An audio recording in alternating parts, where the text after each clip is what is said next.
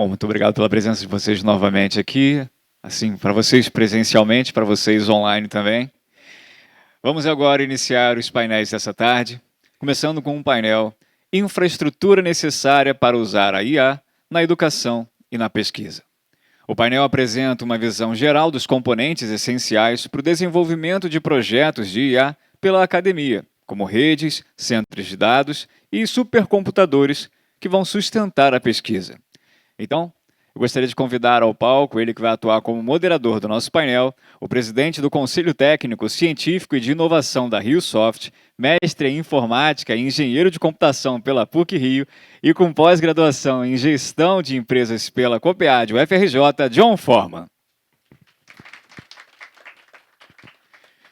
Convido também para nos acompanhar nesse painel a coordenadora geral de transformação digital do MCTI, engenheira elétrica pela USP e mestre em engenharia biomédica pela Universidade de Brasília, atua nas áreas de políticas públicas em IA, tecnologias digitais e engenharia biomédica, Cristina Shimoda.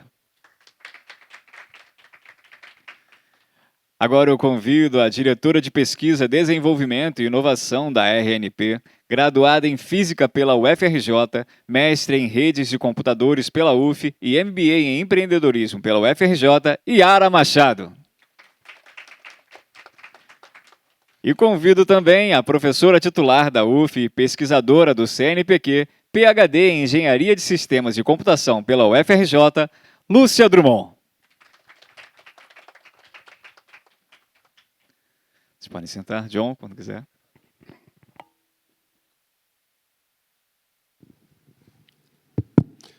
Boa tarde. Desculpem aqui o pequeno atraso, mas a gente vai aqui,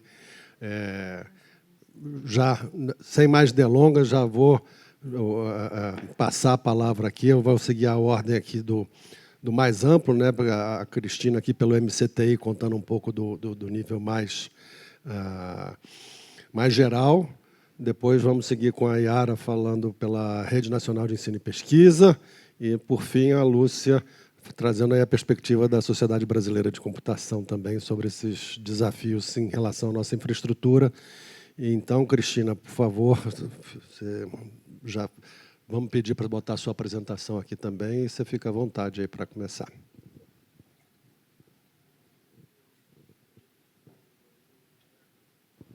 Alô, boa tarde a todos. Obrigada, John. Primeiramente, eu gostaria de agradecer o convite para estar aqui hoje. Para a gente é uma grande honra poder mostrar a visão do Ministério da Ciência, Tecnologia e Inovação nessa área que é tão importante. Minha explanação vai ser uma apresentação do Plano Brasileiro de Inteligência Artificial focado no tema desse painel, que é a infraestrutura necessária para o desenvolvimento de pesquisas na área de inteligência artificial.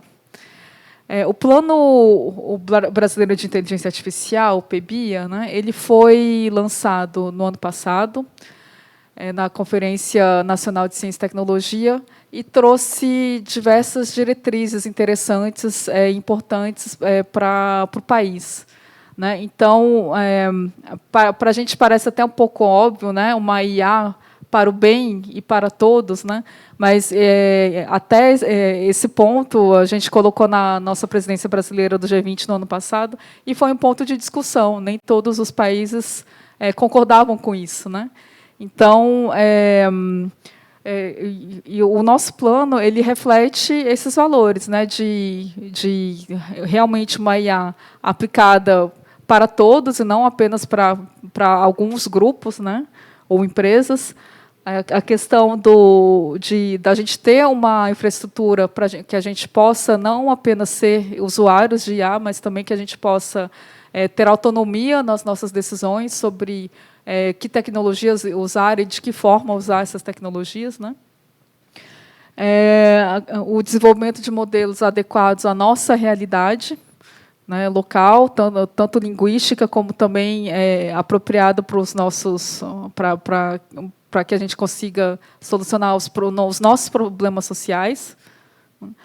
A questão de pessoal é crítico, né?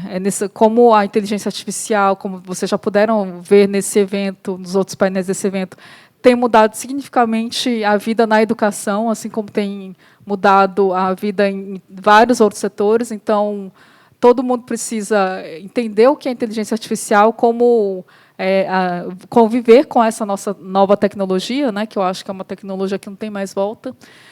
Então, é muito importante não apenas pensar na formação e capacitação, mas também na requalificação e, na verdade, na cocriação desse novo modelo de vida, né, de como que a gente vai atuar enquanto sociedade nesse ponto.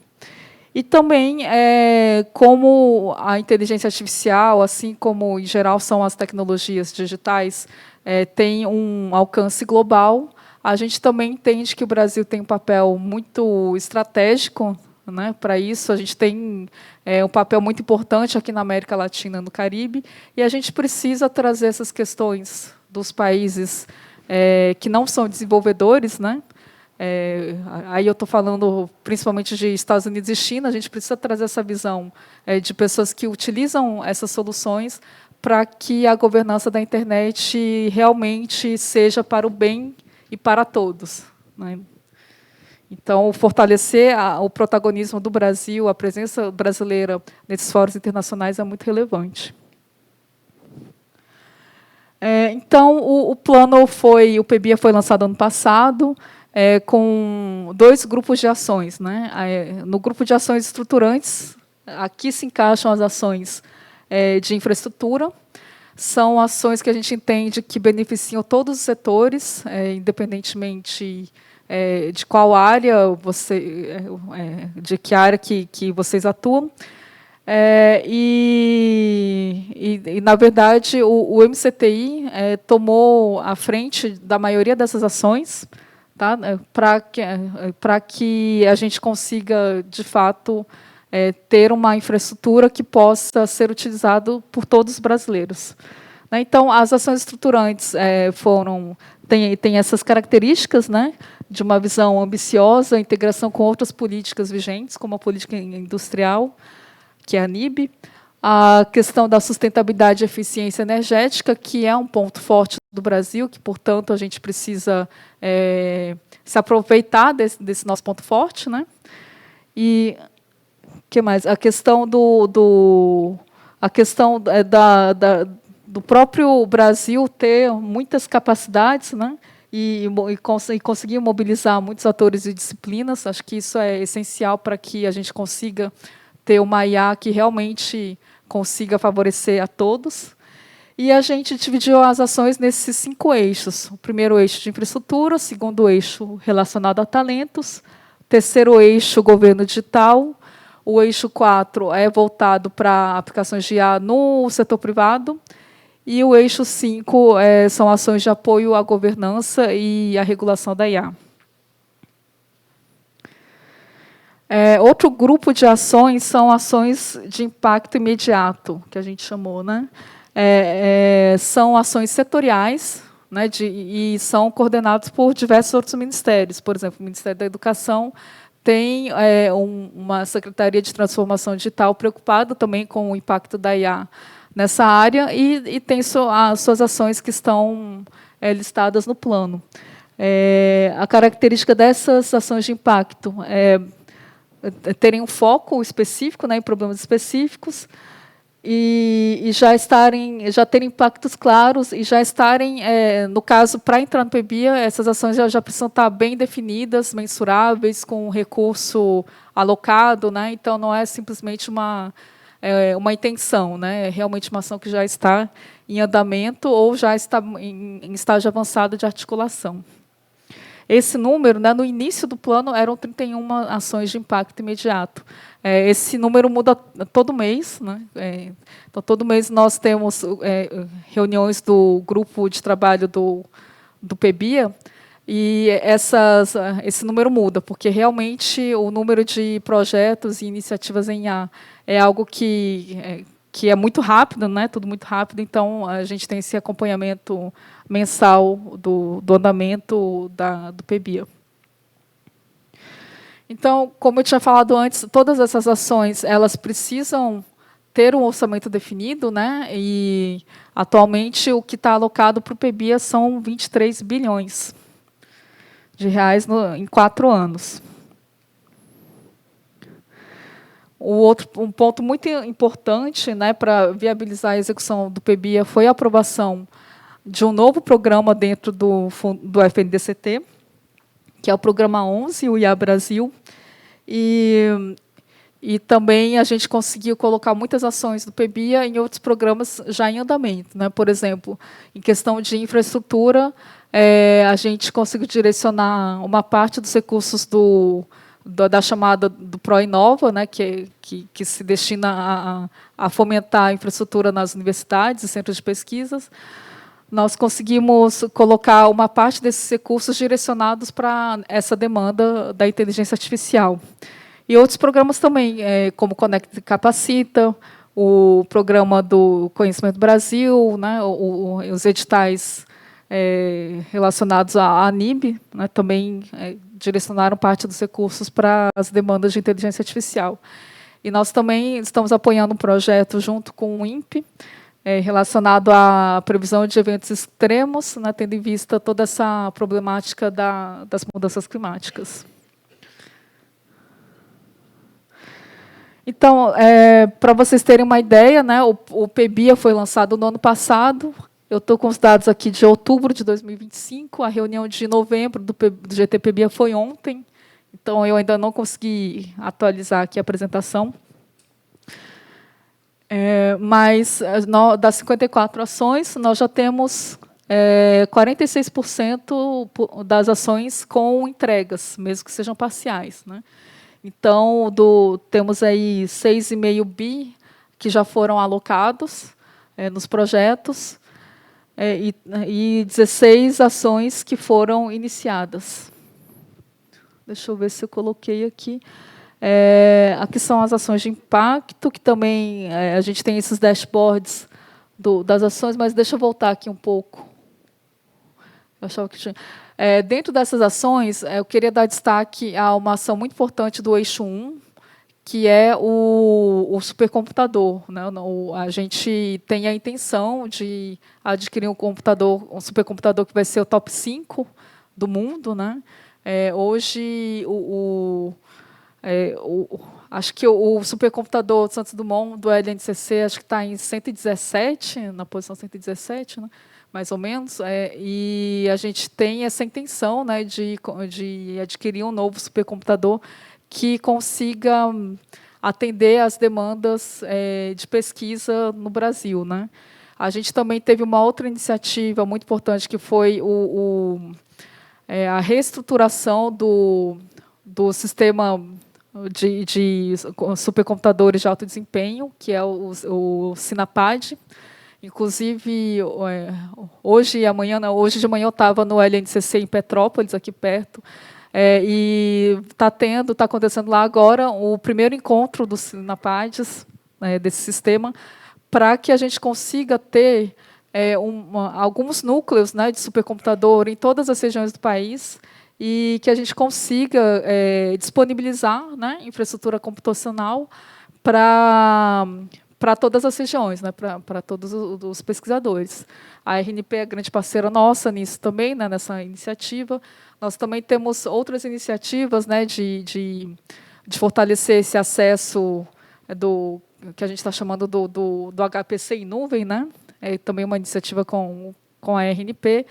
E também estamos trabalhando com algumas iniciativas voltadas para a governança de dados, que a gente também entende que não adianta você ter a infraestrutura computacional, você também precisa ter dados de qualidade para conseguir gerar modelos que realmente sejam eficazes para a inteligência artificial, né?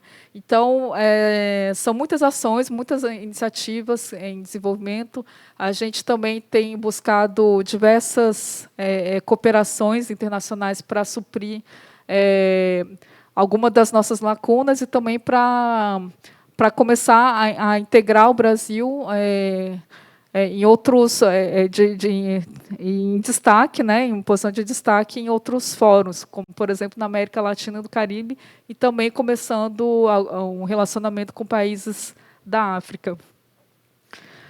Então, para concluir aqui, só para vocês terem uma ideia, que a gente também faz esse acompanhamento das ações de impacto, mas a gente depende das informações dos outros ministérios finalísticos, né, que são responsáveis pelas ações. Por exemplo, as ações da área da saúde são de responsabilidade do Ministério da Saúde, né? Os relacionados à agricultura são de responsabilidade do Ministério do MAPA, do Ministério da Agricultura. Então, a gente depende dessas informações deles. Eu acho que, por enquanto, era isso que eu gostaria de compartilhar. Eu queria só deixar uma mensagem final, que esse plano, né, é o plano brasileiro de IA. Então, ele é um plano de todos nós. Então, nós estamos abertos para ele. Quem executa o plano, na verdade, são vocês, né? Então, eu queria me colocar à disposição. Quem tiver alguma ideia, quem quiser contribuir com o plano de alguma forma, né, eu fico à disposição para que a gente depois tenha uma conversa e a gente consiga ver como que a gente consegue engajar todos vocês dentro desse plano que é de todos nós, né, o plano de IA para o bem de todos. Muito obrigada. Obrigado, Cristina. Eu acho que vai ter que fazer fila ali na hora do coffee break para conversar com você. Mas, de novo, estamos aqui recuperando o nosso tempo aqui. Então, Yara, deixo com você a palavra. E se você quiser preferir fazer de pé também, né, a parte da manhã, Yara, fica à vontade, que ali eu também não enxergo nada naquela...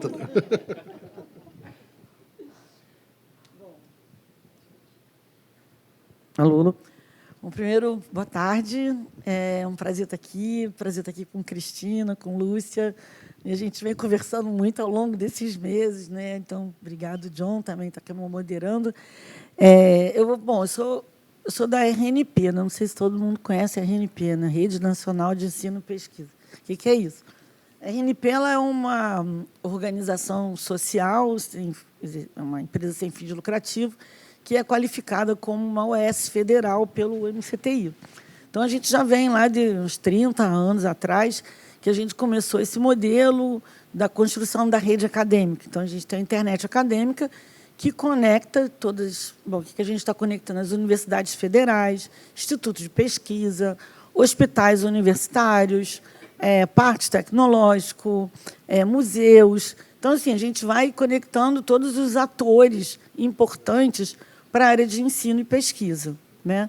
E ela tem como missão, né, oferecer essa infraestrutura, que hoje não é uma infraestrutura apenas de conectividade, a gente já oferece uma série de serviços de videoconferência, né, conferência web, diploma digital, certificação digital. Foram nascendo serviços que colaboram para que essa comunidade, então, possa funcionar da melhor maneira, né? E também a gente tem um papel de ser um ator importante no desenvolvimento da própria internet, que a RNP ela nasce, né, desse modelo junto com os pesquisadores. Então, o professor Edmundo aqui é um dos fundadores, aí, que ela nasce de dentro da universidade. Então, a RNP ela é fruto desse modelo, né? Só que a gente opera a rede e tudo mais. Então, o que assim, quando a gente, né, começou a pensar em AI, o que é RNP, o que essa infraestrutura pode ajudar e oferecer para a comunidade e apoiar o desenvolvimento da internet, o desenvolvimento da IA, né, tanto na área do ensino e pesquisa. Estou enrolando aqui porque meus slides não apareceram ainda. Estou correndo atrás disso. Então, tem um mapa bonito para vocês verem. Ah, pronto, está chegando. Cadê o meu mapa? Aí, só para vocês terem uma ideia do backbone, e é uma rede que está aí... Bom, aí eu tenho que passar agora, né? Vamos lá. Pronto. Está aqui o mapa, o sistema RNP. E aí, se vocês quiserem, depois tem um QR Code, pode olhar isso aí no celular.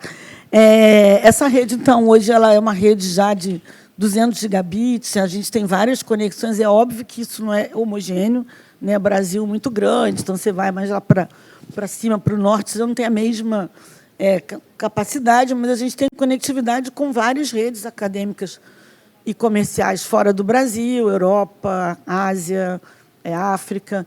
Então, esse é o backbone, que é onde estão aí todas essas universidades. Bom, e aí? Aqui vocês também podem olhar, tem um aplicativo muito interessante chamado mapas.rnp.br, que aí vocês podem olhar só a parte da rede P, vocês podem verificar também a rede. Aqui a gente fez um desenho do que seria uma rede de ciência e o que a gente chama de Centro Nacional de Dados. Vou explicar um pouquinho. A gente também olha e fala assim, tá, a gente precisa ter uma rede que permita que a pesquisa aconteça, né? Então, a gente começou a desenvolver um conceito de uma rede de ciência que também vai expandir para a IA, onde a gente conecta os principais centros de pesquisa com uma capacidade segregada. Então, eu separo, como se fosse uma autobahn, né, para aqueles usuários gulosos, que eles transferem megabytes de dados. E eu tenho os usuários mais ordinários, que somos nós, estamos lá, olha o YouTube, acessa a web, blá, blá, blá. Mas tem uns caras que tem uma jamanta e quer passar pela mesma estrada que eu estou. Então, a gente falou, beleza, vamos separar vocês vão aqui para uma autopista, e a gente começou, então, a criar essas estradas. Assim. Eu estou falando de uma maneira mais para todo mundo, né? Mas é isso, a gente criou uma rede segregada que hoje liga vários desses pontos onde estão institutos de pesquisa, centros de ciência. A ideia, então, é que essa rede também possa atender a rede de IA. E aqui, peraí, deixa eu voltar. Passei tudo. Peraí. Tá. Então, a gente tem o conceito também de um laboratório nacional multiusuário. Então, por exemplo, além de eu ter a rede de produção, que é a rede que as universidades conectam, que ela não pode parar. Se parar, o reitor liga e diz, está sem conexão. Mas eu também preciso dar uma rede para pesquisa, onde eu possa fazer coisas que a rede pode não ficar em pé. Então, a gente cria o conceito de laboratórios. Então, a gente tem uma rede também, onde tem, em cada ponto desse, um conjunto de recursos que o pesquisador pode acessar, experimentar, fazer a pesquisa dele, e startups, né? A gente tem aqui uma startup que é parceira aí também, startups que queiram lá testar e validar seus modelos, ou seja, sem precisar estar numa rede de produção. Então, isso é uma coisa que assim, a RNP oferece. Vocês não vão encontrar isso numa operadora de telecom tradicional, enfim. Então, o valor de ter uma rede acadêmica no Brasil é em função de você poder ter esse espaço de experimentação, né? E como é que a gente constrói isso? A gente tem um ciclo, né, que a gente chama de construção de test beds, né? Test bed no sentido de ambiente para você testar. Então, começa lá com um projeto de pesquisa, a gente consegue financiamento, né, Cristina? Cristina aprova meus projetos, a gente consegue o recurso lá do Ministério, a gente convoca a comunidade de pesquisa, chama todos os pesquisadores, monta os grupos de trabalho, constrói, desenvolve esse laboratório, essa infraestrutura toda, e depois a gente oferta ela para a comunidade. Então, a gente monta o ambiente e depois oferece para uso. Então, a gente fica nesse ciclo, toda vez que vem uma nova tecnologia, a gente faz isso. E aí, o que a gente está fazendo agora? A gente falou, bom, precisamos não ter, além de ter a conectividade, eu preciso de processamento e eu preciso de armazenamento. Isso faz parte da infraestrutura. Então, a gente está adquirindo agora, com o recurso de um projeto chamado Brasil 6G, que estuda o 6G, né, que é a próxima rede móvel, né, e a gente conseguiu um recurso, então, para comprar 2 servidores com 8 GPUs da NVIDIA, que, se der certo, a gente recebe ele até o final do ano, e início do ano, então, a gente começa a instalar. Aí, esses servidores, essas máquinas, vão ficar disponíveis para o uso pesquisador. Então, o pessoal lá do grupo de trabalho, que quer fazer lá, testar seus modelos, vão poder usar esse ambiente. E a ideia, né, eu vou passar aqui um pouco mais rápido, é a gente ter uma, que a gente está chamando de uma nuvem de GPUs. O que é isso? Né? Entre aspas, tá, gente? A ideia aqui é que eu possa espalhar, pelo backbone que a gente já tem nacional, vários pontos nessa rede, onde eu vou ter ali um conjunto de equipamentos de GPUs, com armazenamento, storage, conectado por essa rede. Então, a ideia que ia atender um conjunto de pesquisadores que ainda estão começando a sua pesquisa. Então, a ideia é trabalhar junto, em parceria, com os Senapads e com o novo supercomputador. Mas é aquele usuário que precisa só de 4 GPUs para usar durante uma semana, para testar uma ferramenta. A gente quer dar acesso a esse grupo de pesquisadores. Aí, à medida que ele vai evoluindo na pesquisa dele, aí ele está pronto para ir para um Senapad. Aí ele vai lá, submete o projeto, e depois ele vai até precisar rodar isso num ambiente maior. Então, com isso, a gente consegue atender a muitos, por um pouquinho, que vai sendo construído, né? Então, essa capacidade que a RNP tem de pulverizar, no sentido positivo da palavra, de distribuir, ela vai chegar em todos os lugares. E, para o pesquisador, ele não importa onde estão essas máquinas. Ele vai entrar ali e vai dizer, olha, eu quero 4 GPUs para usar durante uma semana. Aí ele recebe lá o recurso dele e usa lá o tempo dele. Então, a gente chegou a fazer uma pesquisa. Será que essa hipótese está correta? Será que realmente isso que a gente está pensando existe? Aí a gente foi lá para o Simpósio Brasileiro de Rede de Computadores, fizemos uma pesquisa. Começamos a entrevistar os pesquisadores. E aí a gente encontrou que realmente existe uma demanda para esse tipo de situação, de uso, entendeu? Então, isso meio que deu uma reforçada e a gente teve vários insights a respeito disso. Então, essa rede de alto desempenho de IA que a gente vai montar vai ser uma rede com enlace de 100 a 200 gigabits por segundo, dedicados, com menor latência, entre esses centros, né, os Senapads, o Santos Dumont, esses outros centros que a gente está construindo, e a gente vai garantir que os dados, porque isso é outra questão da IA, não adianta ter só o processamento. Onde estão os dados? Eles estão próximos, e aí a gente poder ter uma rede que possa levar esses dados para próximo onde está o processamento, sem muito retardo, com baixa latência. Então, são características desse modelo. E aí, a gente vai precisar também descobrir os outros requisitos. E, para isso, eu preciso dessa comunidade de estar trazendo para a gente quais são as demandas que a gente precisa ter nessa rede. Então, fechando aqui... Ixi, fiz bobagem. Help. Põe lá, já está acabando. Acho que é o último, lá no finalzinho.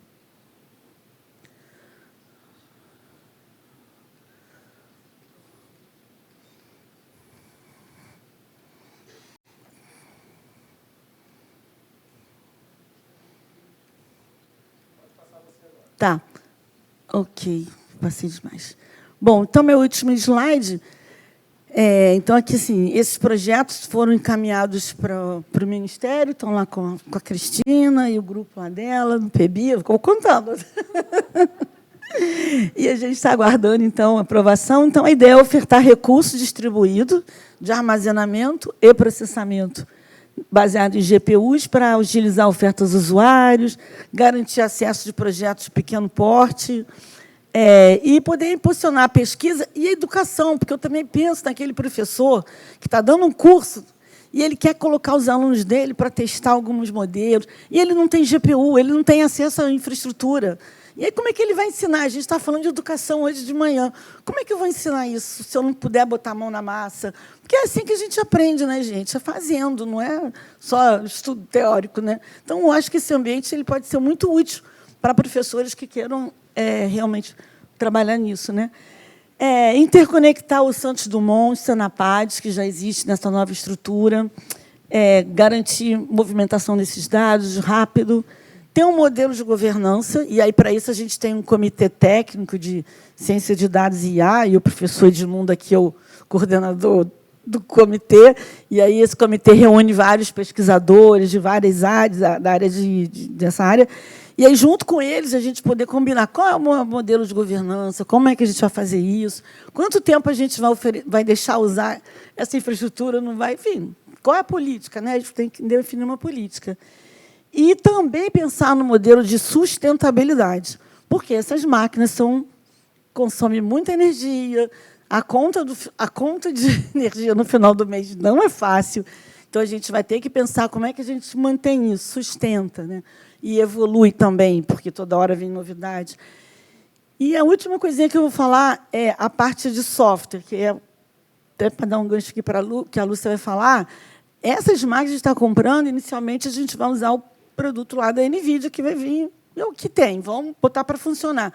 Mas a ideia é que a gente possa evoluir isso para um ambiente de software livre, com uma pilha de software que seja comum a todos esses ambientes. Então, esse projeto ele também dialoga com todo esse outro espaço de construção. Então, assim, eu acho que a gente está caminhando para um modelo de soberania, de conhecimento, de desenvolvimento. É óbvio que a gente não tem todos os recursos lá. Mas isso não é a primeira vez que acontece, a gente já passou por várias vezes, eu já estou mais velha, eu já vi isso acontecer várias vezes, e o Brasil sempre dá... A gente tem a nossa forma de fazer, e aprender, e desenvolver. Então, é isso, gente. Obrigado, Yara. A RNP toma conta quase que do encanamento aqui, né, do ensino da pesquisa. Nem sempre as pessoas todas conhecem, mas é um trabalho importantíssimo e, pelo que você está contando, não vai faltar oportunidade de pesquisa aí, de trabalho aí nos próximos anos. Então, deixa eu passar para a Lúcia aqui já na sequência, que também tem os slides dela. Tudo já está chegando aí também.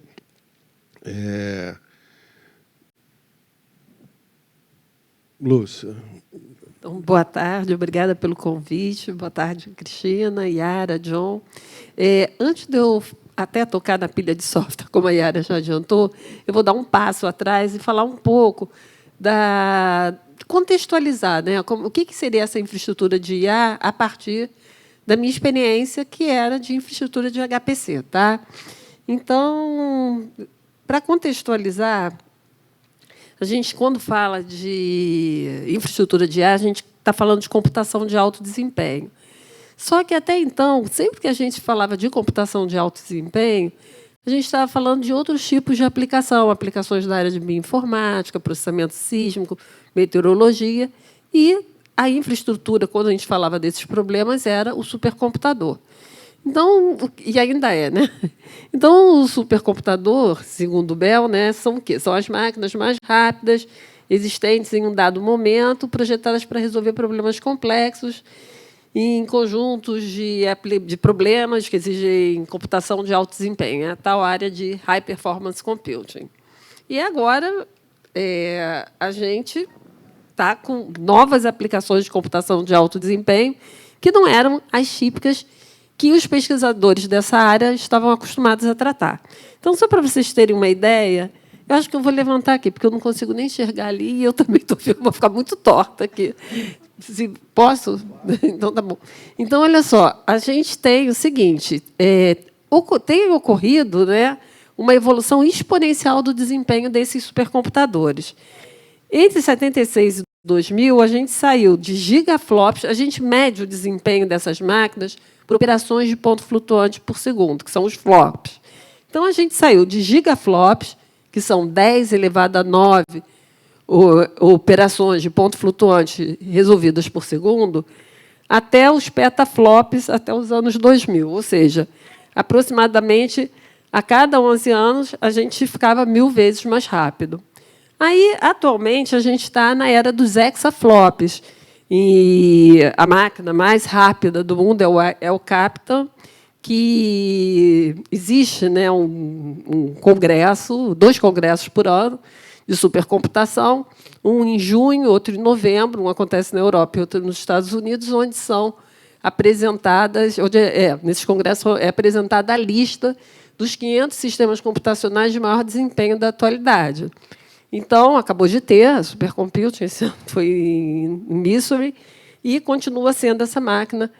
É o Captain que está na escala já dos hexaflops, ou seja, 10 a 18 operações de ponto flutuante por segundo. Mas por que eu estou falando isso tudo? Porque o que se espera é que, na década de até 2030, a gente ultrapasse essa barreira de hexaflops, chegue nos zetaflops, que são 10 elevado a 21 operações de ponto flutuante por segundo, e tudo isso impulsionado pela demanda de IA. Então, aqui, só para vocês terem uma ideia, esse é o Capitã, que foi listado como o mais rápido do mundo no ano passado e esse ano novamente, e é nessa lista que a Cristina falou que se pretende que o Brasil apareça nas posições mais elevadas com um supercomputador novo, né, a ser adquirido pelo MCTI. O El Capitan tem 11 milhões de núcleos de processadores, tem as CPUs e os aceleradores da AMD. Tá? E ele é capaz, hoje, de executar 1,7 exaflops no benchmark High Performance Limpec, que não é um benchmark de IA, não, mas é um benchmark tipicamente utilizado, que tem sido tipicamente utilizado para avaliar o desempenho dos supercomputadores. Então, como eu já disse, até então, aplicações tradicionais. Então, eu sou da área de HPC. Até então, quando se falava em High Performance Computing, a gente estava falando muito das aplicações da Petrobras, de processamento sísmico, o pessoal da meteorologia, da bioinformática. E agora a comunidade aparece, né, tem que lidar com esse novo tipo de aplicação que tem particularidades e que são bem diferentes das que a gente até então estava acostumado a tratar.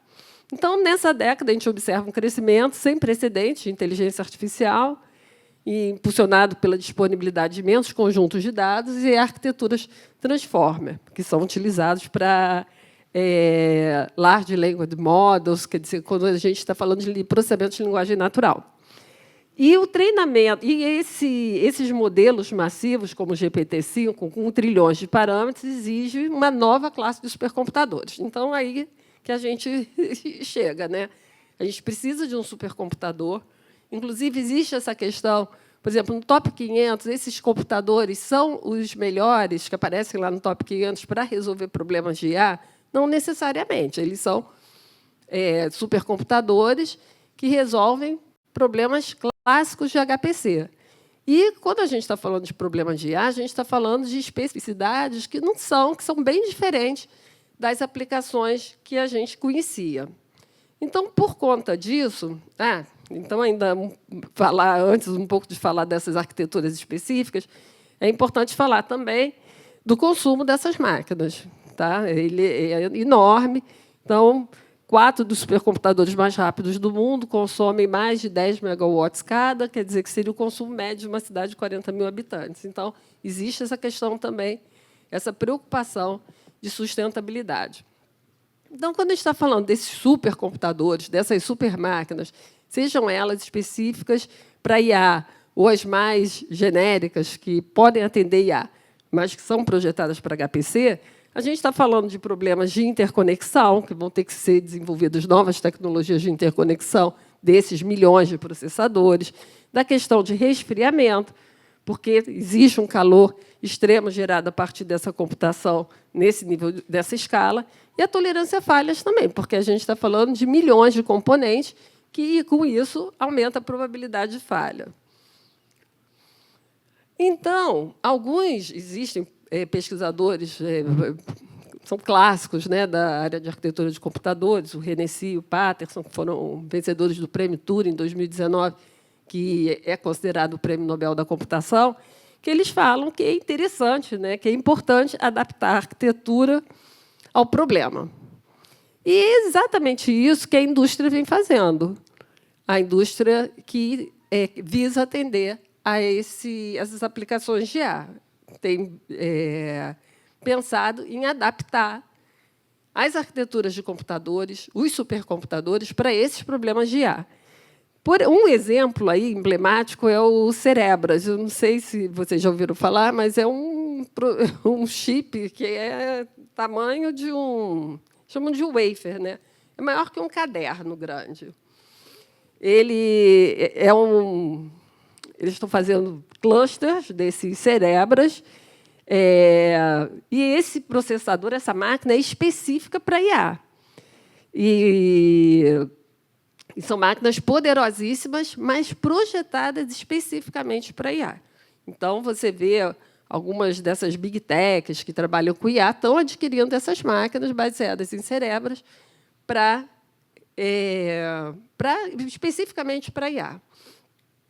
Então, na verdade, e aí isso é uma coisa, né, que a gente está vendo. Então, quando a gente fala de infraestrutura para IA, então, eu já falei, tem os processadores tradicionais, os supercomputadores tradicionais de HPC podem ser usados para IA. Ok, podem, mas não são projetados especificamente para esse fim.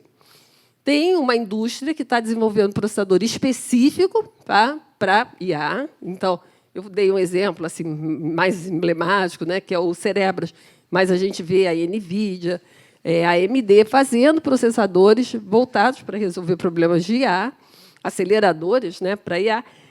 Não, processadores também, né? A NVIDIA, o Grace Hopper tem CPU, GPU, tudo junto. E, por outro lado, existe também na indústria, né, na verdade, a Europa, vários outros países que não estão lá nos Estados Unidos, que não querem ficar dependentes da indústria americana ou chinesa, tem tido a preocupação de pensar na sua própria arquitetura, no seu próprio processador, para não ficar dependente desses grandes fabricantes que hoje a gente tem. E, nesse sentido, aparece a ascensão do RISC-V. Eu não sei se vocês já ouviram falar. Então, existe um interesse global crescente em plataformas de hardware que implementam arquiteturas alternativas. Então, o RISC-V, assim como tem software aberto, o RISC-V é uma arquitetura aberta. Então, isso permite que os pesquisadores desenvolvam em cima dessa arquitetura de computador aberta. Então, a ideia desse processador é buscar um desempenho superior por watt, tá? E ficar independente desses grandes fabricantes de chip. O Brasil participa ativamente dessa iniciativa global de hardware aberto. Acho que tem o pessoal da Unicamp, trabalha muito com o pessoal do Barcelona Supercomputing Center. Então, tem vários grupos no Brasil que estão atuando no RISC-V. Hoje, quem usa sabe que o desempenho é muito aquém de uma GPU da NVIDIA, mas que é uma alternativa para a gente não ficar totalmente dependente desses grandes fabricantes. E, em relação ao consumo de energia, realmente tem diversas vantagens. Um outro aspecto também, quando a gente fala de infraestrutura de IA, é a questão das nuvens computacionais. Então, a Yara apresentou muito bem essa ideia aí, quando falou, né, desse projeto da RNP. Na verdade, será que a gente vai conseguir dar uma super máquina para cada pesquisador, para cada laboratório que precise usar IA? Quando falo universidade, talvez uma startup. Então, nem sempre isso é possível, né? Ou então, às vezes, você tem um recurso, em algum momento ele supre a sua necessidade, mas, em algum outro momento, você precisa de mais recurso. E aí que entrariam as nuvens computacionais. Elas resolveriam os problemas de gargalos de infraestrutura para o treinamento e inferência de modelos de IA. Então, por quê? A nuvem ela pode oferecer o que a gente chama de ter essa vantagem, que a gente chama de elasticidade. Se você precisa de uma GPU menor, de repente, você usa uma GPU que está num centro de pesquisa, tal. Se você precisa de uma máquina melhor, de repente, você vai usar de um outro centro de pesquisa ou vai usar a GPU do centro de pesquisa A mais o da B. Então, você pode usar os recursos de acordo com a sua necessidade, sem precisar adquiri-los. Então, às vezes, muito esporadicamente, eu vou precisar de 10 GPUs, eu só tenho 2. Vale a pena eu comprar 10 e deixar essas 10 subutilizadas na maior parte do ano? Ou eu compro aquelas 2 e, quando eu precisar de mais, eu uso um recurso que é compartilhado entre vários usuários? Então, essa é a grande vantagem da nuvem. E a gente vê a nuvem, hoje em dia, sendo usada até por grandes empresas. Por exemplo, a Petrobras, a gente não sei se vocês sabem, o supercomputador, o maior supercomputador do Brasil, que aparece na lista de top 500, é da Petrobras hoje. Está lá na posição 36, é o Arpia. O Arpia, não sei como é que fala.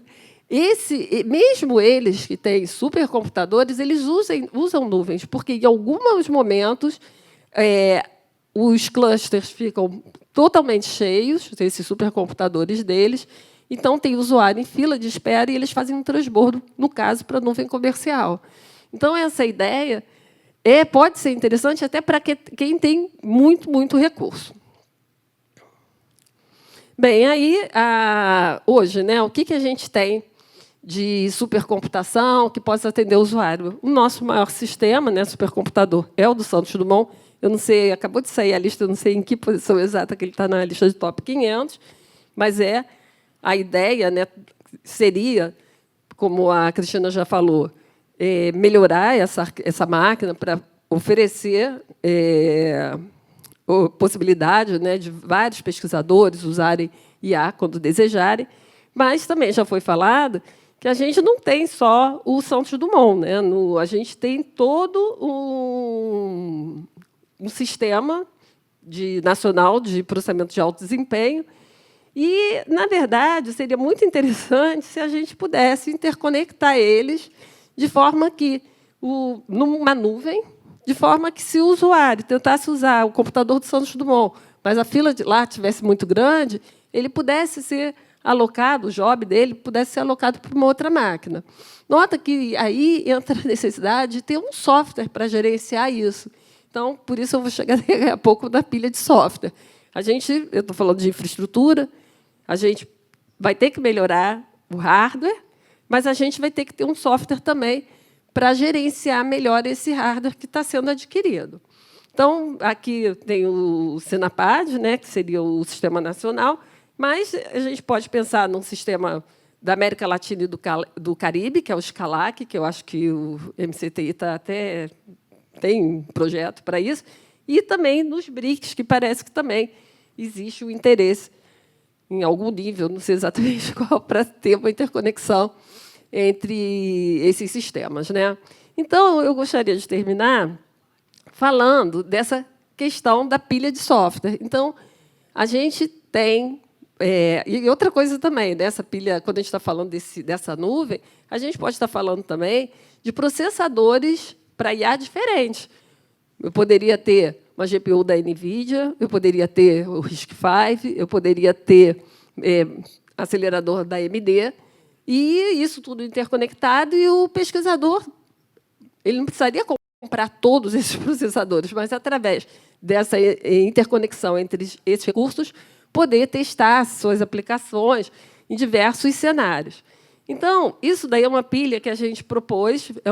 Existe um grupo de pesquisadores dessas universidades aí listadas, Cefet, LNCC, UF, UFRN, URGS, UNB, Unicamp, e foi proposta essa pilha de software e apresentada até num workshop PIBIA que teve em Brasília, onde a gente falou um pouco de cada uma dessas camadas. Mas, rapidamente, a gente teria a camada da aplicação, camada de ferramenta, camada de software de sistema e uma camada de hardware.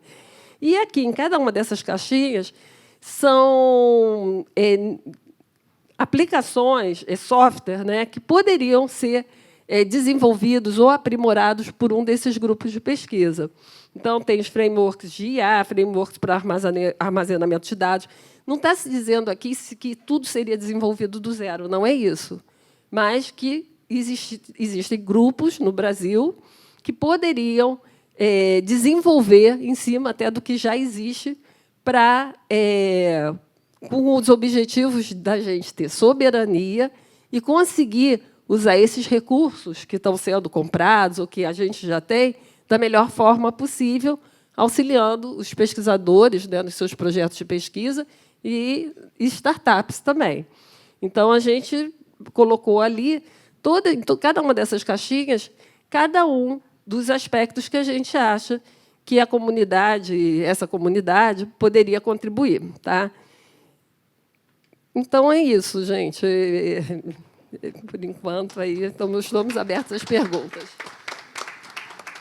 Obrigado, Lúcia. Eu acho que é fundamental, né, a gente estar com um conjunto tão seleto de pessoas aqui, a gente aproveitar e perguntar, abrir para perguntas. Quer dizer, alguém tem alguma... Eu já tenho uma aqui na manga, enquanto vocês vão pensando aí. Mas quem quiser, levanta a mão. Deixa eu começar aqui, enquanto vocês vão pensando. Lembrando que a RioSoft, que é a organizadora desse evento, né, ela é uma organização sem fins lucrativos que sempre buscou e vem buscando já mais de 30 anos ajudar o desenvolvimento das empresas de tecnologia da informação e comunicação do Rio de Janeiro, fazendo parte da rede Softex, né, do programa de governo aí de apoio à indústria de software e serviços. E A gente vê nesse contexto da IA, quer dizer, o tema do nosso evento esse ano foi, né, a IA aplicada no ensino e na ciência e na pesquisa. E a gente tem visto também, nesse movimento da IA, que tem muita pesquisa sendo feita nas empresas, né? Não em qualquer empresa. A gente tem aí, aqui, até para citar um exemplo, no almoço a gente estava conversando, uma coisa negativa e positiva ao mesmo tempo, de uma mesma empresa, porque aqui a IBM, por exemplo, no Brasil, tem um histórico de mais de 100 anos de atuação no país, mas essa semana, infelizmente, a notícia que veio foi muito ruim, foi a dissolução do grupo de pesquisa que fazia muita coisa em IA, sediado aqui no Rio de Janeiro. Não foi algo específico contra o Brasil ou contra o Rio, porque eles também desmobilizaram outros centros de pesquisa no mundo afora, mas tudo isso para dar como exemplo de empresas também fazendo pesquisa. E aí eu queria resgatar um pouco aqui para as três aqui de vocês, comentar um pouco dessa perspectiva. É um desafio enorme a gente juntar academia e empresas, né, e fazer essas transferências de conhecimento. Mas se vocês pudessem trazer a Lúcia talvez até comece, porque a Cristina comentou que um dos eixos fundamentais é pessoas. E as empresas estão sempre correndo atrás de gente que precisa conhecer as novas tecnologias. Então, assim, uma palhinha rápida, não precisa ser muito profundo, mas o que vocês trariam no contexto de IA e infraestrutura e relacionamento academia-empresa? O que vocês poderiam comentar pensando na empresa ali que está, estou vendo essa tecnologia, quero incorporar isso aqui nas minhas soluções, como é que eu tenho esse acesso também que os pesquisadores também precisam ter, enfim, ou uma nova reformulação do currículo para quem está estudando agora, tem novos cursos aí, enfim, o que vocês puderem trazer é muito bem-vindo. Por favor. E eu vi o Edmundo se levantando ali, então depois a gente põe ele. Eu acho que muita coisa tem se falado de IA, tem muito curso aí, mas uma boa formação em IA exige excelentes conhecimentos de matemática, estatística, programação paralela, sistemas de computação. Então, eu acho que se você... talvez alguém possa aprender a usar uma ferramenta, uma determinada ferramenta, mas se você quiser fazer ter algum impacto, eu acho que conseguir pessoas bem qualificadas é fundamental. Então, eu acho que uma preocupação grande tem que ser a excelente qualificação da pessoa que está sendo formada e que, eventualmente, vai ser contratada, vai para o mercado de trabalho. Muita gente hoje em dia fala, para que fazer faculdade, tem um monte de cursinho, ou uma pós-graduação. É o contrário do que eu vejo, que eu tenho visto na experiência com os meus alunos. Eu acho que uma boa formação acadêmica, conhecimentos sólidos de IA, mas sólidos nesse sentido que eu estou falando, de conhecer realmente a fundo a tecnologia, a ciência, o que está por trás, faz muita diferença a médio e longo prazo. Até estava conversando, né, com algumas pessoas que trabalham no mercado, que estão falando o seguinte, olha, tem muita gente que se fala, eu trabalho com IA, sou júnior, está sobrando gente assim. Não, apesar de todo mundo falar, o mercado está muito aberto para quem trabalha com IA, depende. Com uma formação não sólida, o que eu tenho ouvido é o contrário, é que está faltando emprego. Agora, para quem tem uma boa formação, uma formação sólida, que faz diferença, essas pessoas estão sendo muito disputadas, porque são as pessoas que vão realmente gerar algum impacto. Então, eu não sei se eu respondi, mas... E quem for procurar um curso, né, para fazer, eu não sei se alguém está ouvindo, procurar um curso sério que tenha tudo isso que eu estou falando, base matemática, programação paralela, sistemas de computação, rede. Você vê quanta coisa foi falada aqui. Quando a Yara está falando de IA, ela falou de redes, falou de várias coisas. Então... e não apenas ser um usuário de ferramenta, de alguma coisa do momento. Não sei se vocês querem complementar. Eu queria falar um pouquinho sobre... Você falou de acesso a essa infraestrutura, né? Então, hoje, o que a gente tem lá na RNP como política, né? De dar acesso às startups que estão desenvolvendo os seus produtos, de a gente poder oferecer. Agora, no momento que a startup passa a oferecer aquilo como um serviço e ela cobra por isso, ela já tem que migrar para um ambiente comercial, porque essa rede é para desenvolvimento, fomento e educação. A gente tem conversado, por exemplo, centros de pesquisa, empresas maiores, grandes, que têm centros de pesquisa no Brasil, elas podem, sim, se conectar numa infraestrutura da RNP. Até porque a gente quer que essas empresas possam trabalhar com as universidades e crie uma rede de colaboração que essas empresas podem ter projetos junto com as universidades. E aí trazê-la para dentro do ambiente da RNP, do sistema RNP, ajuda a isso. Uma experiência que a gente está tendo bem exitosa é com o CEMPES da Petrobras. Então, a Petrobras não vai fazer parte do sistema RNP. Faz sentido, ela tem lá a rede dela. Mas o CEMPES, que faz pesquisa com várias universidades, ele estar na mesma rede ajuda a colaboração.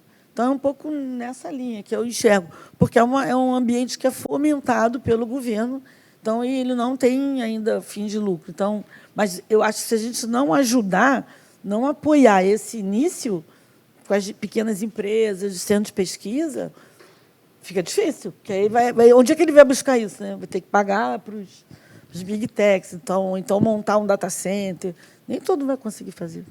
Então, eu acho isso. Eu queria trazer uma outra reflexão, baseada na pergunta do John, que, antes de vir para a área de políticas digitais, né, eu trabalhei muitos anos na área de políticas para inovação, né, e que a gente sempre fala muito, tem que estimular essa parceria, governo, empresa, universidade, né, e o que eu percebo e por isso que eu gosto muito do PBIA, por causa disso, ele traz algumas diretrizes e traz uma mensagem clara, né? IA para o bem de todos. Então, eu me lembro que numa missão, há muito tempo atrás, né, que uma colega minha fez para a Coreia do Sul, na época, né, mais de 15 anos atrás,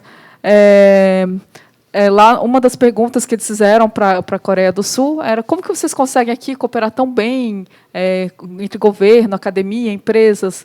E eles não entenderam a pergunta, eles achavam que era erro de tradução. Porque, assim, como? Assim, eu sou governo, ela é academia, empresa, a gente está aqui, a gente conversa, a gente coopera. Como assim, né? Como cooperar?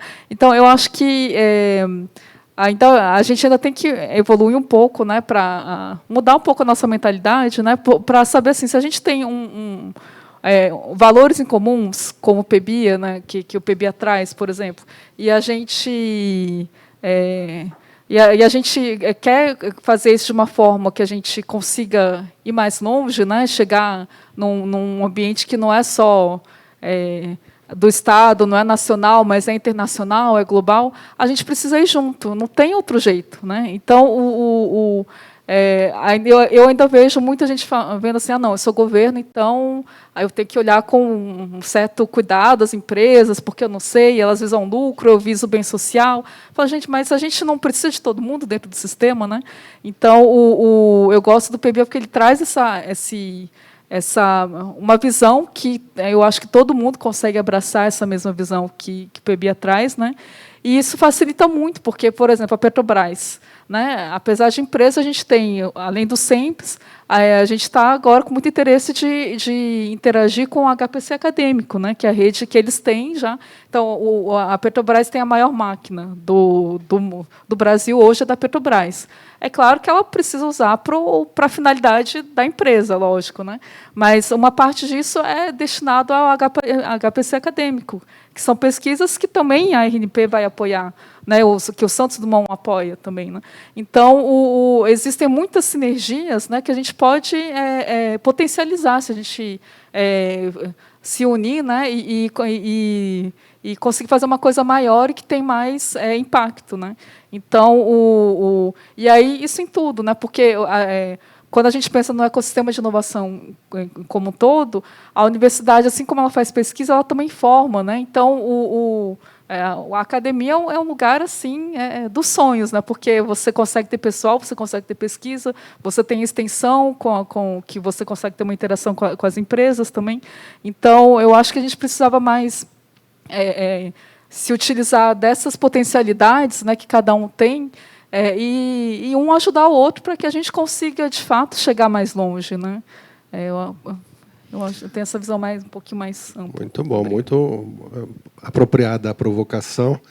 Tem 2 inscrições aqui. Eu vou pedir primeiro lá no fundo o professor Edmundo ali para falar, depois o Vinícius aqui na frente. Vou pedir para vocês 2 fazerem as perguntas e aí a gente responde e encerra o painel.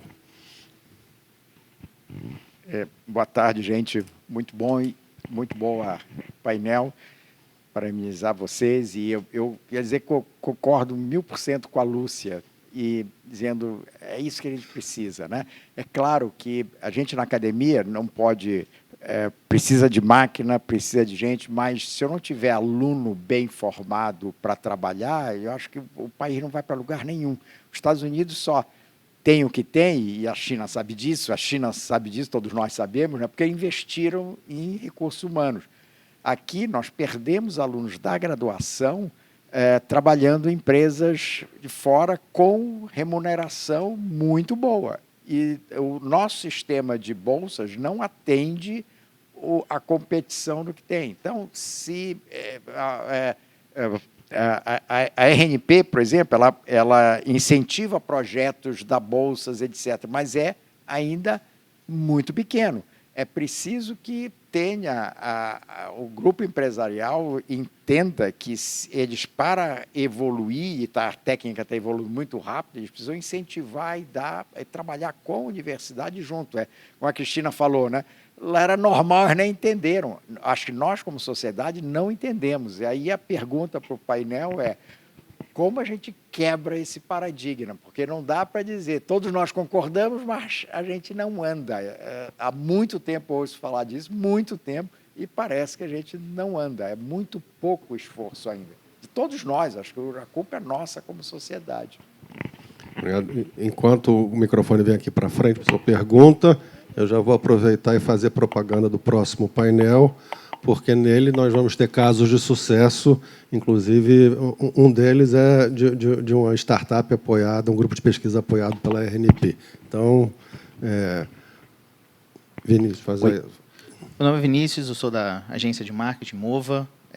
O mercado de entretenimento, o mercado de produção de conteúdo, criação de conteúdo, foi um dos mais impactados com a questão da IA generativa. Hoje está praticamente... Está cada vez mais difícil, às vezes, distinguir o que é um vídeo, o que é uma produção real de uma... E a gente tem, inclusive, eleições no ano que vem, isso implica em várias coisas. Então, de certa maneira, a gente também tem debates éticos muito fortes envolvendo isso, né?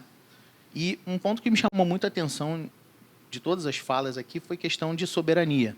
Hoje, quando a gente está fazendo produção de conteúdo e você utiliza uma IA, a resposta ela é muito eurocentrada, muito, não sei se fala norte-americana centrada, até na forma de escrever.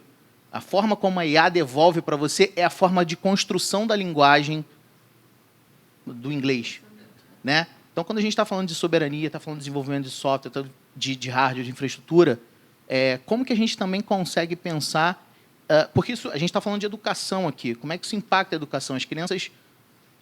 não é a literatura brasileira que está ali, na maior parte das vezes. Então, como que a gente impacta nisso? E um outro ponto a gente está fazendo fundamental um investimento em tecnologia, infraestrutura e IA, mas como que a gente se cerca de cuidados para fazer com que isso seja uma coisa do Estado brasileiro e menos suscetível a uma questão ideológica de um governo de ocasião, né, que possa impactar nesses programas? Mais ou menos por aí.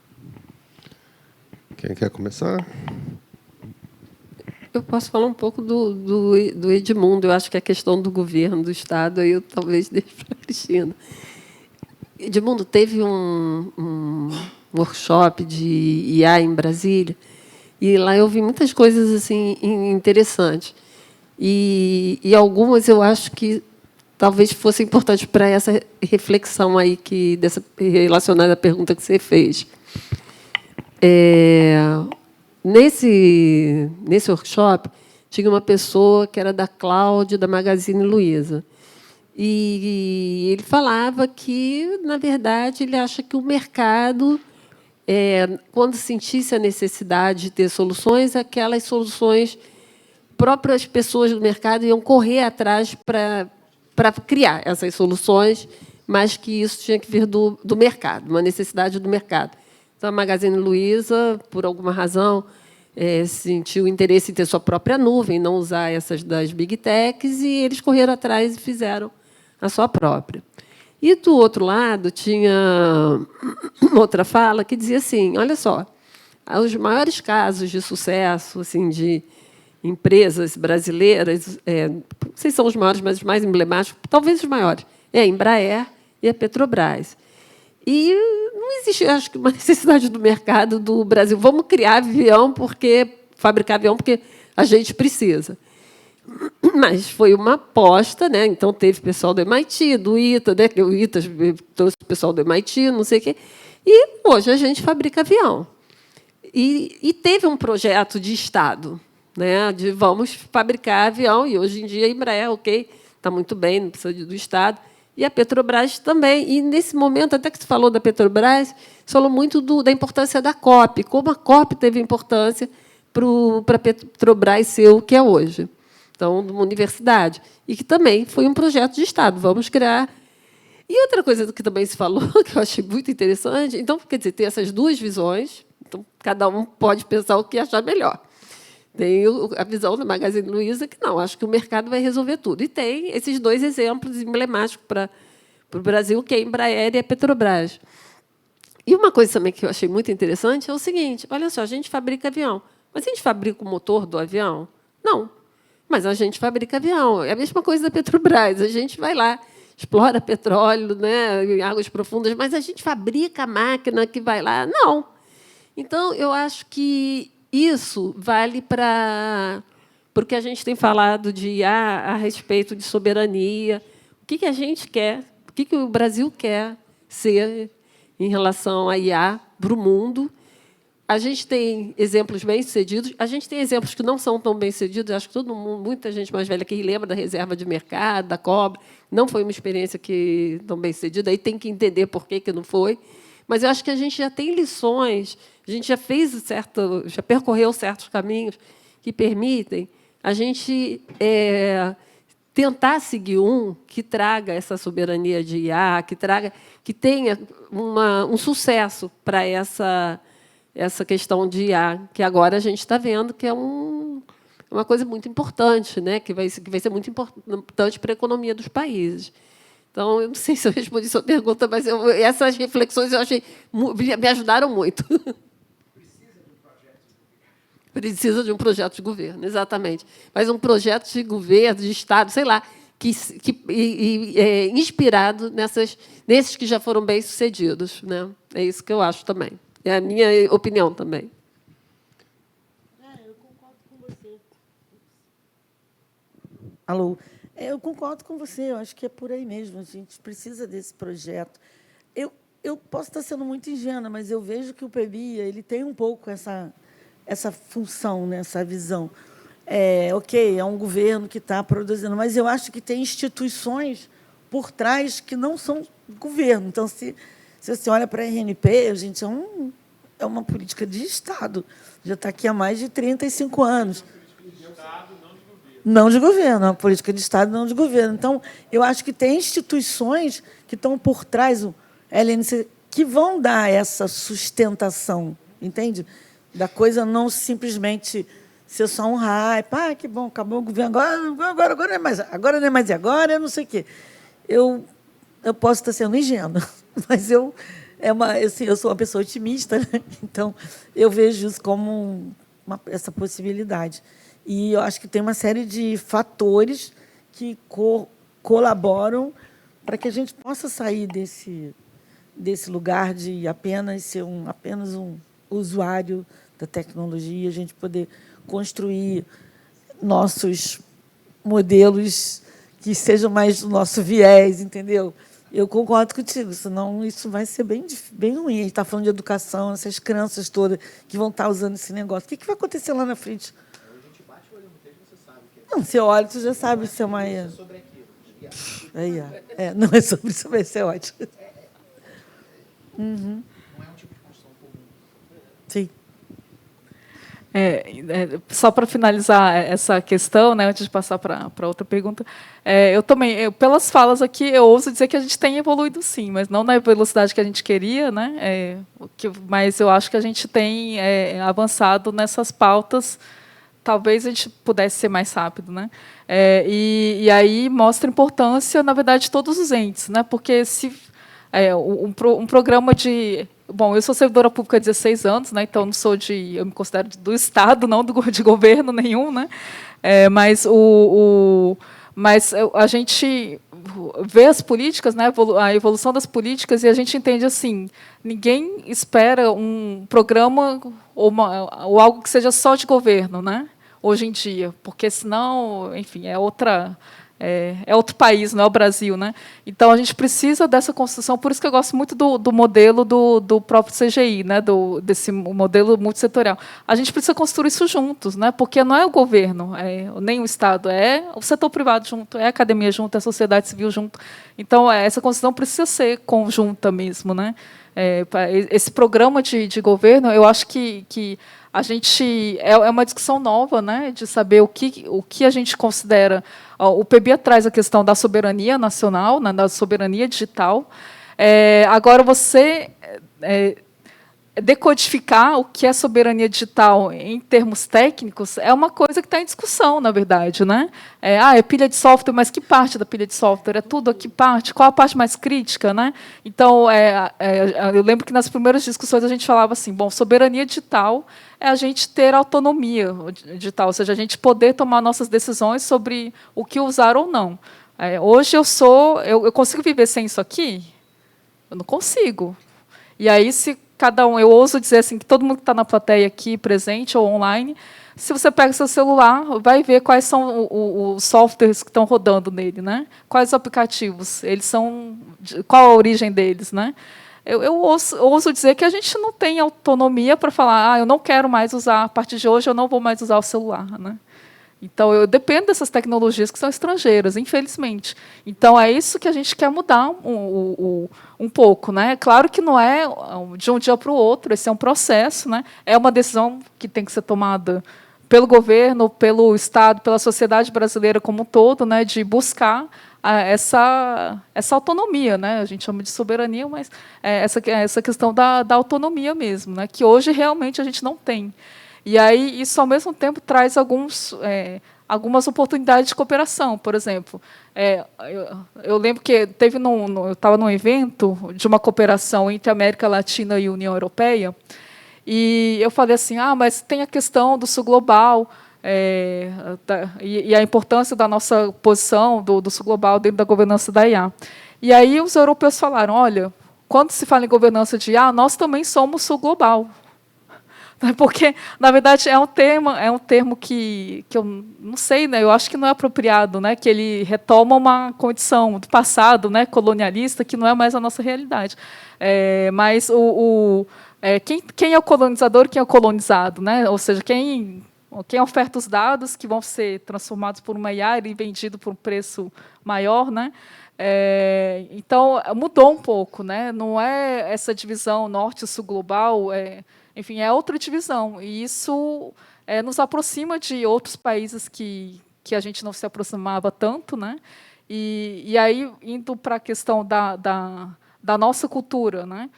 A gente também tem trabalhado nessa pauta, né? O CGI e o NIC-BR têm ajudado muito nessa questão, tanto da regulação da IA, como também da regulação das plataformas, né? Nessas discussões, que também são muitos pontos um pouco polêmicos, né? Que tem muitas divergências, e a gente precisa encontrar pontos de consenso para conseguir seguir enquanto sociedade mesmo, né? A gente está criando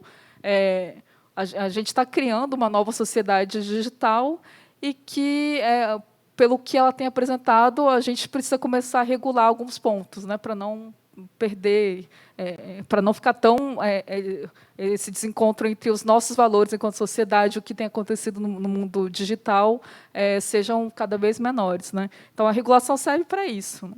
Está em discussão aí o PL 2338, né, da regulação da IA. O governo está fechando uma posição, né, para mandar lá para a Câmara.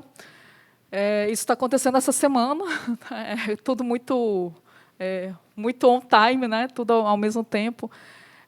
E a gente tem algumas ações para tentar ir nessa direção. Não vou dizer que vai resolver, né, porque tudo é um processo, mas a gente tem ações e projetos de criar um modelo de linguagem latino-americano, né, resguardando não apenas a cultura brasileira, como também a cultura dos países latinos, e não o espanhol da Espanha, né, não o espanhol europeu, mas mesmo o espanhol do Uruguai é diferente do espanhol mexicano, né?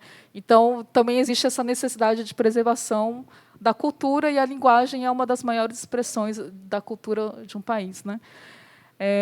Então, tem essa linha, tem uma outra linha, que é o eixo 5 do PBIA, que é voltado para ações de apoio à governança e à regulação de IA.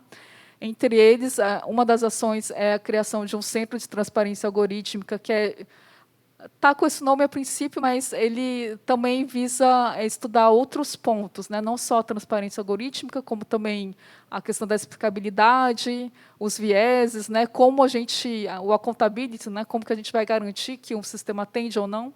Então, por exemplo, hoje eu já vi projetos muito interessantes, que mostram assim, será que todo sistema ou texto ou o que é gerado por uma IA generativa não deveria ter lá um selinho ou um aviso falando gerado por uma IA, né? Para que pelo menos a pessoa tenha ciência disso. Então, como fazer isso, né?